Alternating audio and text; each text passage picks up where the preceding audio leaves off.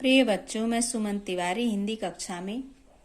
आइए आप लोगों को आज रहीम दास द्वारा रचित कक्षा 9 के दोहे पढ़ेंगे। तो आइए चलिए देखते हैं।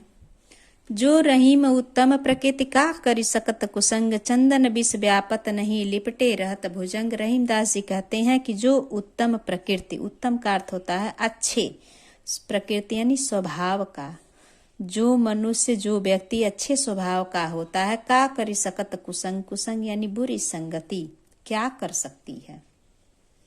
रहीमदास जी कहते हैं कि जो मनुष्य अच्छे स्वभाव का होता है तो बुरी संगति उस पर कुछ नहीं कर सकती। चंदन विष व्यापत नहीं लिपटे रहत भुजंग, जिस प्रकार से चंदन के वृक्ष पर, भुजंग का अर्थ होता है सिर, सर्प यानी सांप, लिपटे रहता है। चंदन, जिस प्रकार चंदन के वृक्ष पर सांप लपटे रहता है लेकिन चंदन उसके विष को ग्रहण नहीं करता है, उसी प्रकार से उत्तम आचरण वाले व्यक्ति का बुरी संगति का कोई प्रभाव नहीं पड़ता है। तो प्रस्तुत पंक्तियों में आप लोग काव्यगत सौंदर्य लिखें। इसमें शांत रस है, दोहा आपको पता ही है, दोहा छंद है, दृष्टांत अलंकार है। अगला देखिए, ब्रज भाषा है।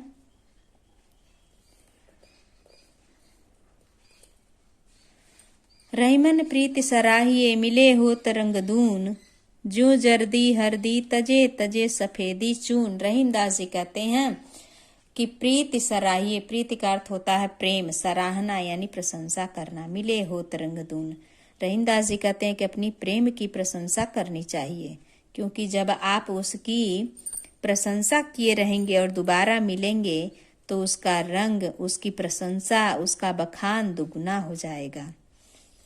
ज्यों जर्दी हरदी तजे तजे सफेदी चून, जिस प्रकार से जर्दी यानी पीलापन, हल्दी तजे यानी छोड़ देती है, उसी प्रकार से जिस प्रकार से तजे सफेदी चून, चूना अपने सफेदी को छोड़ देता है। कहते हैं कि जिस प्रकार से हल्दी अपने पीलेपन को छोड़ देती है, चूना अपने सफेदी को छोड़ देता है, उसी प्रकार से आप अपने अच्छे व्यवहार को छोड़ दीजिए, अच्छी मित्रता को छोड़ दीजिए, अच्छे प्रेम को छोड़ दीजिए। ठीक है, कहाँ? अपने मित्र पर, यानी उसकी प्रशंसा करके, उसकी सराहना करके। एक बार पुनः देखिए। रहीमन प्रीति सराहिए मिले हो तरंग दून। रहीमदास जी कहते हैं अपने प्रेम की सराहना यानी प्रशंसा करनी चाहिए। जब आप प्रशंसा किए रहेंगे और दोबारा मिलेंगे तो वह प्रशंसा वाला प्रेम आपका दुगुना हो जाएगा। जिस प्रकार से हल्दी अपने पीलेपन को छोड़ देती है और चूना अपने सफेदी को छोड़ देता है। चूने का एक बड़ा टुकड़ा लीजिए, पानी में डुबो दीजिए और देखिए वह एकदम सफेद हो जाता है, और हल्दी के पाउडर को मिक्स किसी भी जल में मिला करके किसी भी कपड़े पर लगाए तो अपने पीलेपन को छोड़ देता है, यानी अपने कलर को, अपने रंग को छोड़ देता है। अगली पंक्ति देखिए। टूटे सुजन मनाइए जो टूटे 100 बार, रहीमन फिर पोइए टूटे मुक्ता हार। रहीमदास जी कहते हैं सुजन का अर्थ होता है सज्जन, टूटना यानी रूठना, रहीमन फिर पोइए यानी गूथना, मोती का हार, मुक्ता हार। रहीमदास जी कहते हैं कि जो सज्जन व्यक्ति होते हैं उन्हें मना लेना चाहिए। जो टूटे 100 बार, 100 बार भी यदि अगर रूठे तो उन्हें 100 बार मना लेना चाहिए। रहीमन फिर पोइए टूटे मुक्ताहार। रहीमदास जी कहते हैं जिस प्रकार अपने मोती की माला, आपकी सबसे प्रिय मोती की माला टूट जाती है, उसे बार बार आप पिरोते हैं, पोते हैं, यानी कि सुई धागे में गूंथते हैं, उसी प्रकार से बार बार सज्जन व्यक्ति को मना लेना चाहिए।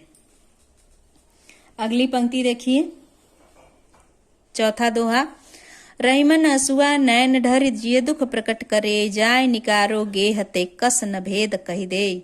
रहीमदास जी कहते हैं कि जिय मतलब हृदय का दुख यदि अगर कोई प्रकट करेगा, जब कोई अपने हृदय का दुख किसी से कहता है, प्रकट करना यानी कहना, जब कोई भी व्यक्ति अपने हृदय का दुख हो वह किसी दूसरे से कहता है तो उसके आंखों से जल अवश्य गिरता है, निकल जाता है, यानी आंसू आ जाते हैं उसके आंखों में।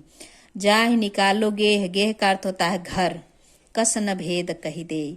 यदि अगर उसे अपने घर से, किसी को अपने घर से बाहर निकालोगे तो आपके घर का वह भेद अवश्य जा करके बाहर कैसे न कह दे, कैसे न कह दे, अवश्य कहेगा, क्योंकि उसके हृदय में दुख है तो आपकी प्रशंसा तो नहीं करेगा बाहर जा करके।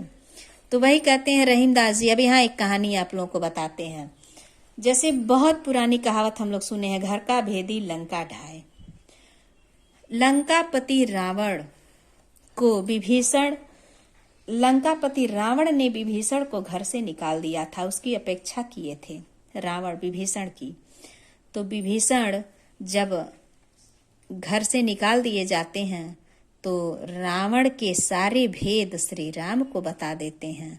वहां का रहन सहन, वहां का कैसी व्यवस्था सुरक्षा है, और उन्हें पता रहता है कि रावण की मृत्यु कैसे हो सकती है। यह भेद भी वह राम को बताते हैं। तो इसीलिए कहा जाता है घर का भेदी लंका ढाए, यानी कि यहाँ रहीमदास जी कहते हैं कि यदि अगर किसी को अपने घर से निकालोगे तो कस न भेद कही दे, कैसे वह भेद आपका नहीं बाहर कहेगा, अवश्य कहेगा। अगली पंक्ति देखिए।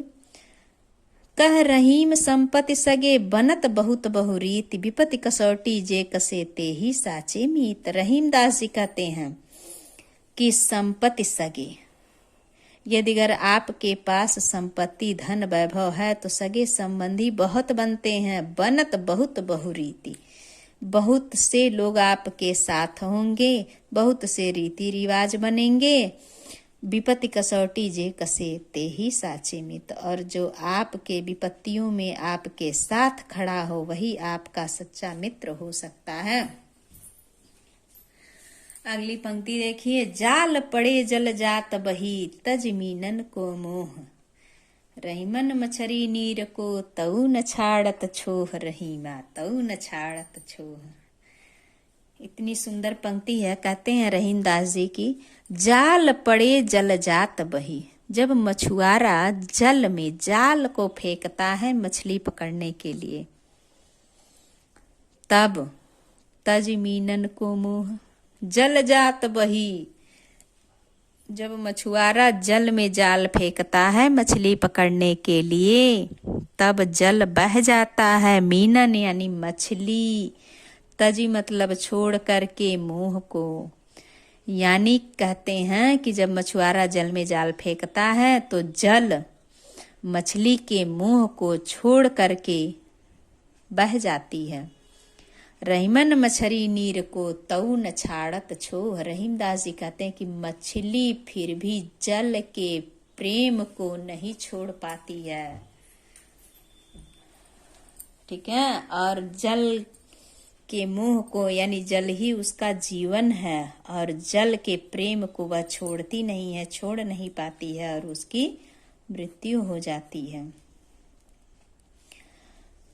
दीन सबन को लखत है, दीन ही लखे न कोई। जो रहीम दीन ही लखे, दीन बंधु सम होई। जो दीन यानी निर्धन व्यक्ति होता है वह सबको लखत यानी देखता है। दीन ही लखे न कोई, दीन व्यक्ति को कोई नहीं देखता। जो निर्धन व्यक्ति होता है, जो गरीब व्यक्ति होता है, वह सबको देखता है, लेकिन निर्धन व्यक्ति को, दीन व्यक्ति को कोई नहीं देखता है। जो रहीम दीन ही लखे, दीन बंधु सम होई। रहीमदास जी कहते हैं कि जो निर्धन व्यक्ति को देखता है वह दीन बंधु के सम यानी समान होता है। तो प्रिय बच्चों, अगला भाग हम लोग कल पढ़ेंगे। आप लोगों को यह वीडियो कैसा लगा कमेंट करके अवश्य बताइएगा, और आप लोगों के जो कक्षा 9 में पढ़ने वाले विद्यार्थी हैं उन्हें भी यह शेयर करिएगा। धन्यवाद।